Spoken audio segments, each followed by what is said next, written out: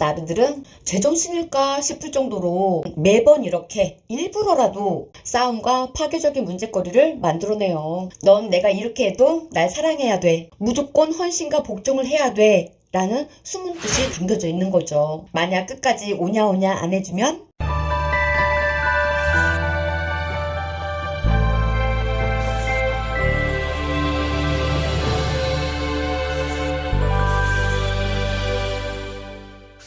안녕, 나쁜 시클릿TV 작가 김상월입니다.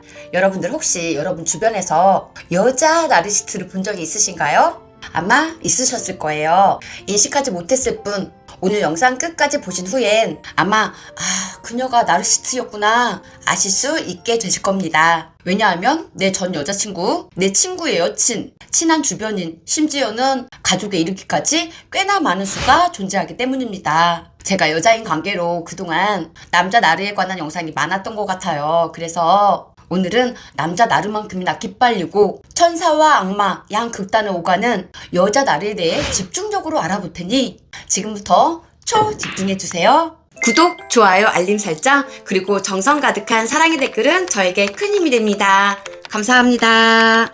첫 번째, 때와 장소를 가리지 않고 늘 주인공이어야 한다. 우린 모두 누군가가 나한테 관심을 가져주고 존중을 해주면 기분이 좋고 감사합니다. 그렇지만 이를 당연하게 여기지는 않잖아요. 하지만 여자 나르들은 이것들을 너무 당연하게 생각합니다. 만약 관심을 받지 못하게 됐을 때 어떻게 될까요? 이때 이 여자 나르들은 극도로 불안하고 우울해집니다. 물론 남친과 둘만 있는 경우라면 주인공, 공주대접 바랄 수도 있겠죠. 그렇지만 여러 사람들이 있는 경우나 모임, 생일 때처럼 목적이나 주인공이 정해져 있는 상황까지 때와 장소를 가리지 않고 관심을 받으려 하니 주변 사람들이 힘들어집니다. 자신과 친한 언니 생일 파티, 자신의 남자친구가 그 언니에게 누나 생일 축하드립니다. 오늘 의상 참 잘 어울리세요. 라고 말합니다.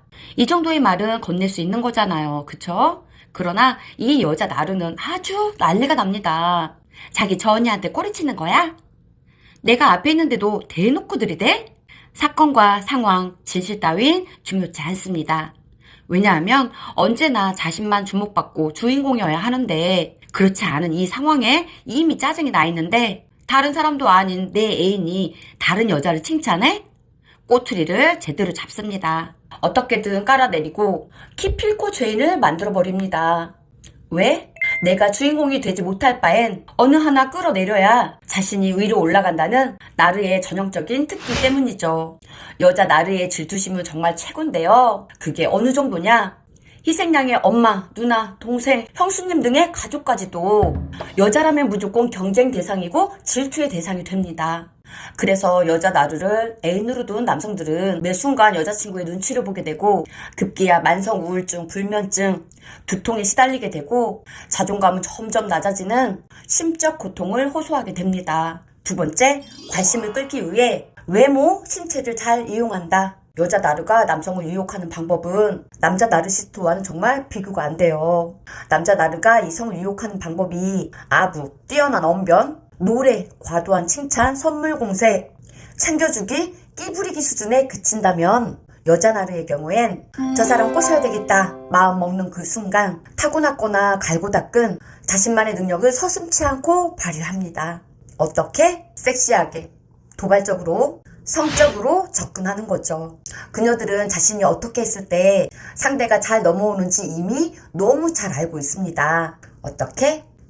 오랜 경험상. 실제로 이런 여자 나르들은 이성을 유혹하는 게 세상에서 가장 쉽다고 말할 정도로 자신감이 넘치기도 합니다. 그렇다면 이 여자 나르들은 본인이 최고라고 생각하면서 굳이 왜 이성을 유혹하려 드는 걸까요? 그 숨겨진 끔찍한 목적, 세 번째에서 계속 알아보겠습니다. 세 번째, 조종 착취하기 좋은 내 착한 희생양. 소통 강사 김창욱 강사님의 강의 중 남자가 여자를 좋아하는 기준에 대해 이렇게 말하는 걸 본 적이 있어요. 여자는 무조건 예쁘면 된다. 예쁘면 한글을 몰라도 용서가 된다. 글을 모르면 문구점 가서 노트랑 연필 사주면서 가나다라부터 가르쳐줄 수도 있다. 라고. 이렇게 어떤 게스트의 농담에 한참 웃었던 기억이 나는데요. 남자분들 진짜 그런가요? 그런데 만약 그 예쁜 여인이 나르라면요? 그녀가 의도적으로 접근한 거라면요?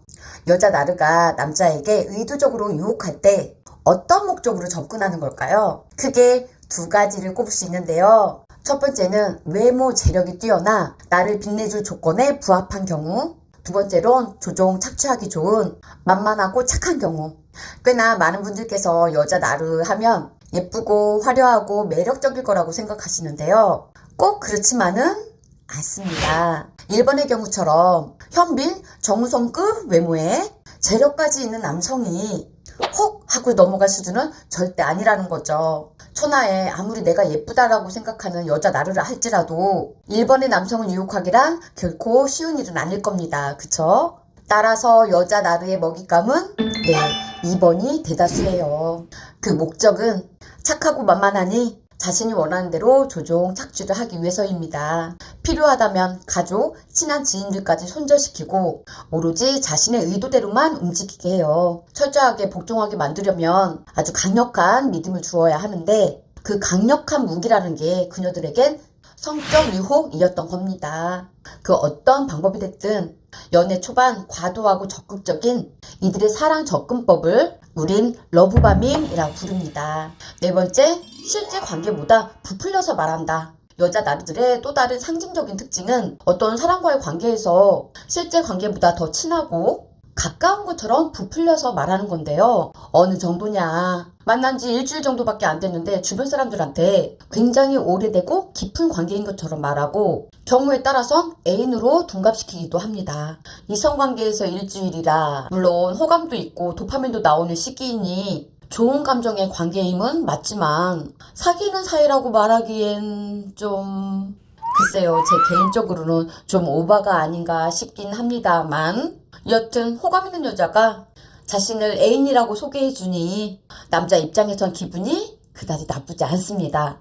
그래서 더 친근감이 느껴지고 진짜 애인이 된 것처럼 맞춰주게 되기도 합니다. 실제 이런 상황극을 하면서 더 빠르게 마음이 열리게 되기도 하고요. 그렇다면 이 여자 나르들은 왜 실제 관계보다 더 가까운 사이인 것처럼 부풀려 말하는 걸까요? 네, 버림받는 것에 대한 두려움 때문입니다. 왜냐하면 내면이 텅 비어있고 공허해서 늘 주변에 많은 사람들을 포섭해 놓지만 늘 피상적인 인간관계를 맺어온 탓에 그녀의 곁에 오래 머무는 사람들이 없기 때문이죠. 여기에서 피상적이란 본질적인 현상은 추구하지 않고 겉으로 드러나 보이는 현상에만 관계한다는 뜻이에요. 다른 사람들은 지금 중요한 얘기를 하는 심각한 상황인데 오빠 오늘 내 귀걸이 어때? 나 이뻐? 이쁘지?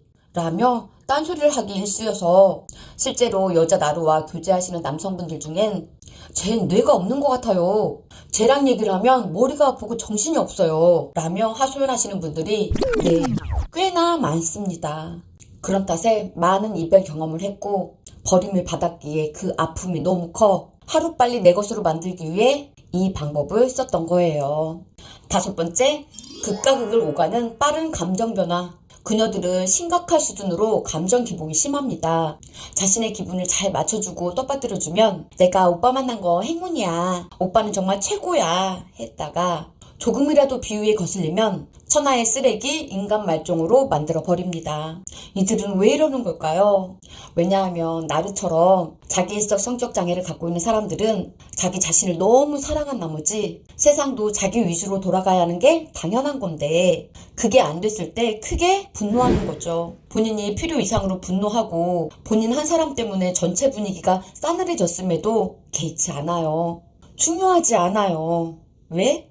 공감 능력 제로인 그녀는 나르니까요. 여섯 번째, 관심이 시들해지면 미련 없이 버린다. 나르들은 쉽게 실증을 내고 관심이 시들해진 사람들은 미련 없이 버립니다. 관심 없어진 상대에게 어떤 트집이라도 잡아 너 때문이라며 죄책감을 심어놓고 그걸 핑계 삼아 떳떳하게 일탈을 하기도 하는데요. 욕을 하는 건 기본. 물건 던지기, 때리기, 사람들을 불러놓고 그 사람의 잘못을 들추어내서 죄책감과 수치심을 유발시킵니다. 이를 핑계 삼아 바람을 바람을 피웁니다.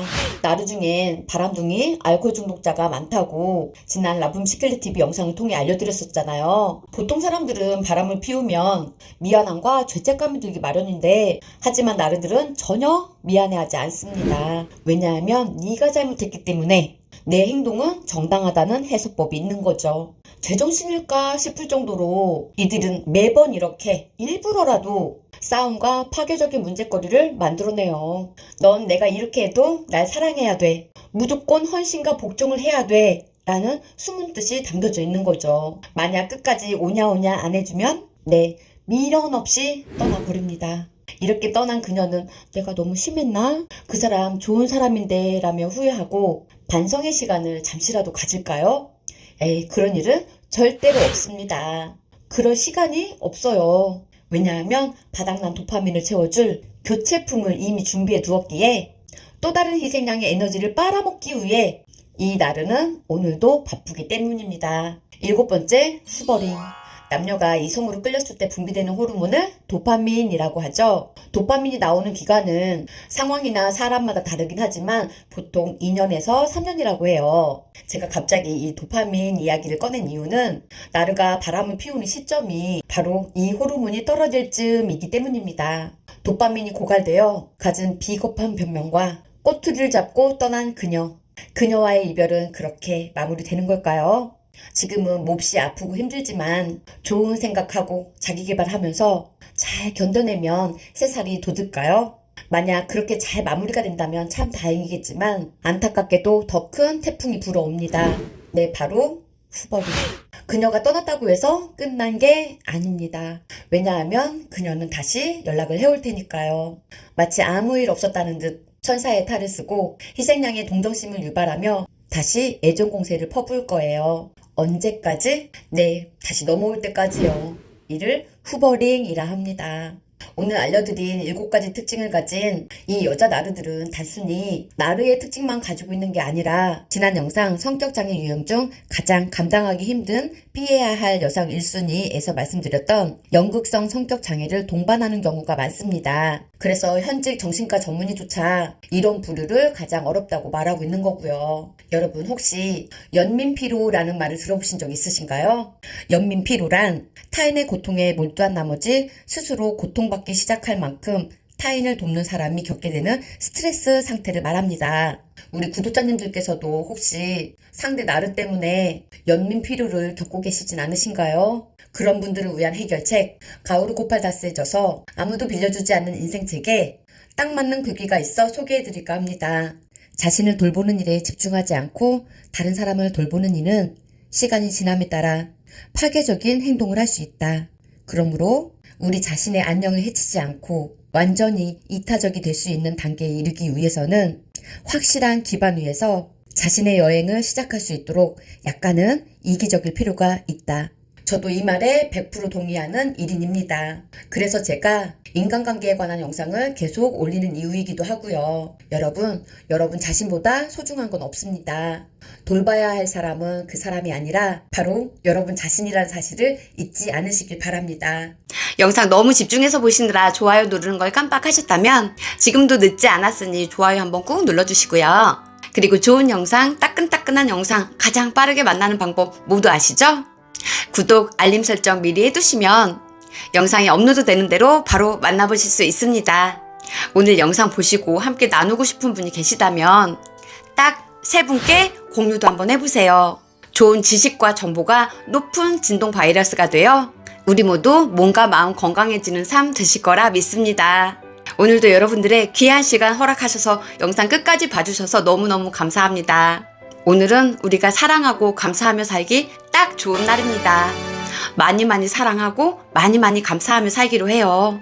여러분 사랑합니다. 감사합니다. 평화로운 하루 되세요. 안녕. 안녕하세요. 저는 하루 1시간 음악의 힘, 하루 10분 내면아이 치유하기 2권의 책을 쓴 내면아이 치유 작가 김상월입니다. 그리고 현재 인천 연수구 연수동에서 8년차 라붐 라이브를 운영 중입니다. 라붐 라이브는 상처받은 사람들의 이야기를 공유하고 음악으로 치유해주는 치유 공간이자 힐링 공간이에요. 저 역시도 몸도 마음도 너무 아파 삶의 끈을 놓아버릴까 진흙밭에서 허우적거리던 때가 있었어요. 그러다 어느 날 문득 내 안에 나를 발견하게 되었고 기적처럼 꿈같이 바뀐 저를 보며 한때의 저처럼 지금 너무 힘든 분이 계시다면 도움이 되고 싶다, 돕고 싶다 해서 탄생된 게 지금 여러분들이 보고 계신 라붐 시클릿 TV입니다. 맨발 걷기, 걷기 운동, 소금물 마시기, 음식 건강, 뇌 건강, 인간관계에서 겪게 되는 상처 극복법, 내 마음 알아차리는 방법들의 영상들이 그렇게 해서 탄생하게 되었습니다. 책을 읽고 싶지만 몸이 안 좋아서 시간이 없어서 못 읽으시는 분들을 위해 책 덕후인 제가 읽은 책의 지식과 고급 정보와 저의 경험을 바탕으로 몸마음 챙김, 동기부여 팍팍 드릴 테니까요. 앞으로도 라붐 시클릿 TV 많은 관심과 사랑 부탁드립니다.